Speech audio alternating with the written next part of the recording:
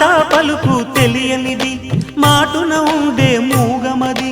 కమ్మని తలపుల కావ్యమయే కవితలు రాసే మౌనమది రాగల రోజుల ఊహలకి స్వాగతమిచ్చే రాగమది శృతిలయలరగని ఊపిరికి స్వరములు కూర్చే గానమది ఋతువుల రంగులు మార్చేది కల్పన కలిగిన మది భావం బ్రతుకును పాటగా మలిచేది మనసున కదిలిన మృదునా